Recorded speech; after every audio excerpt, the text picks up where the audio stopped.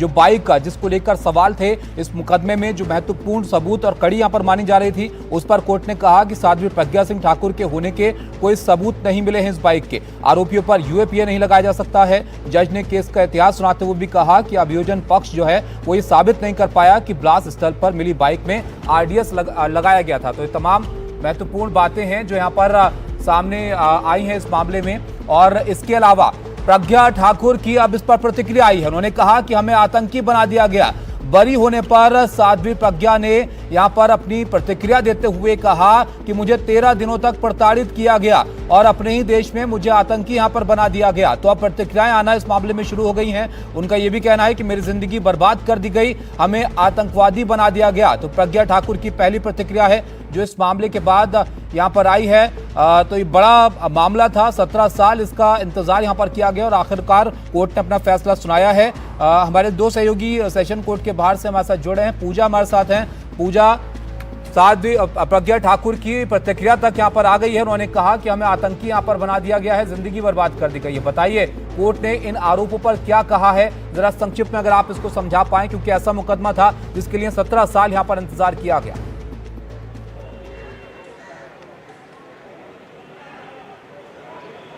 ताबिश, साध्वी प्रज्ञा सिंह ठाकुर का ये बयान इसलिए भी मायने रखता है क्योंकि मुख्य आरोपी आप देखिए साध्वी प्रज्ञा सिंह ठाकुर ही रही हैं।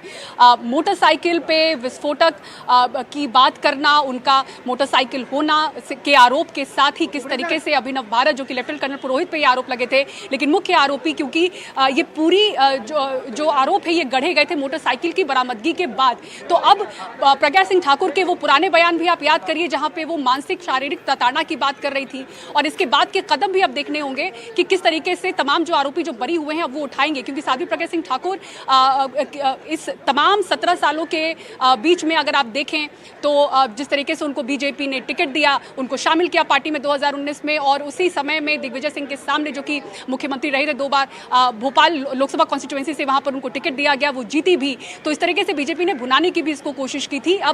अब किस तरीके से कांग्रेस को टारगेट करते हुए बीजेपी अब नया रुख अपनाएगी वो भी देखना होगा, और ये तमाम जो आरोपी हैं अब तक जो प्रताड़ना की बात कर रहे थे उनका अगला रुख क्या होगा अब वो भी देखना होगा। समीर कुलकर्णी से बात हमारे सहयोगी पारस ने कल की थी और इसके पहले लगातार उनसे वो टच में थे। तो समीर कुलकर्णी का भी ये कहना था, जो इनमें से एक आरोपी हैं, कि हम तो बरी हो रहे हैं क्योंकि जांच एजेंसी के पास कोई सबूत पुख्ता नहीं है और जो गवाह है वो भी पलट चुके हैं। लेकिन इसके बाद क्या, हमने जो इतने साल गवाए, प्रताड़ना के इतने साल जो सहे और जो दाग हमारे ऊपर था उसको अब किस तरह से धोया जाएगा।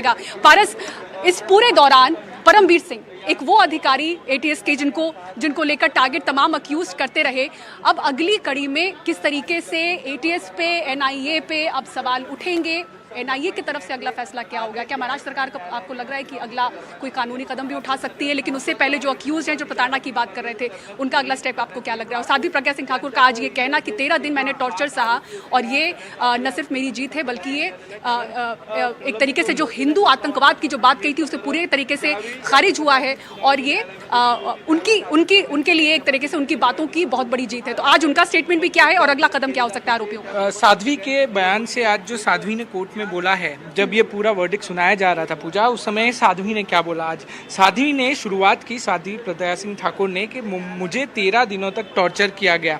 वो रोते हुए इस बात को बोलती रही कोर्ट में। उसके बाद मैं सन्यासी जीवन जी रही थी, हमें आतंकवादी रो रही थी वो कोर्ट में। उन्होंने कहा कि हमें आतंकवादी बना दिया गया, हमें टेररिस्ट बना दिया गया। जिन लोगों ने कानून में रहते हुए हमारे साथ गलत किया उनके खिलाफ भी हम बोल नहीं सकते थे। 17 वर्षों तक संघर्ष किया है हमने, भगवे को कलंकित किया गया। आपके फैसले से वो, मतलब उन्होंने जज को कहा कि जो फैसला आपने सुनाया है उस फैसले से मैं खुश हुई हूँ, और जो प्रताड़ना हमारे साथ हुई है उसके साथ आज न्याय हुआ है।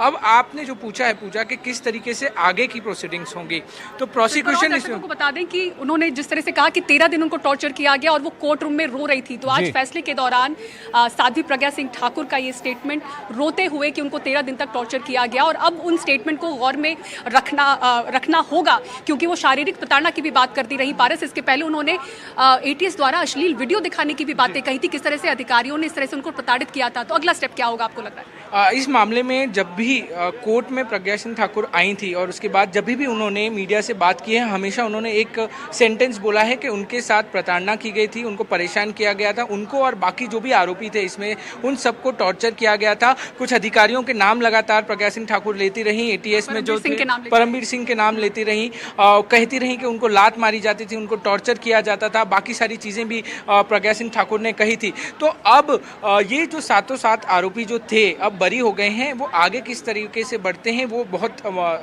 ज़रूरी होगा देखना, क्योंकि क्या ये प्रताड़ना जिस तरीके से हुई उनके खिलाफ कोई एक्शन लिया जाता है, ये किस तरीके से हायर कोर्ट में अपील करेंगे, वो भी एक बहुत बड़ा कारण हो सकता है कि प्रताड़ना हुई है उनके साथ, जो इतने साल उनके उम्र की क्षति हुई है, उनके साथ बहुत सारी दिक्कतें हुई होंगी, वो सारी चीज़ों को लेकर वो आगे कैसे बढ़ते हैं ये देखना बहुत ज़रूरी होगा।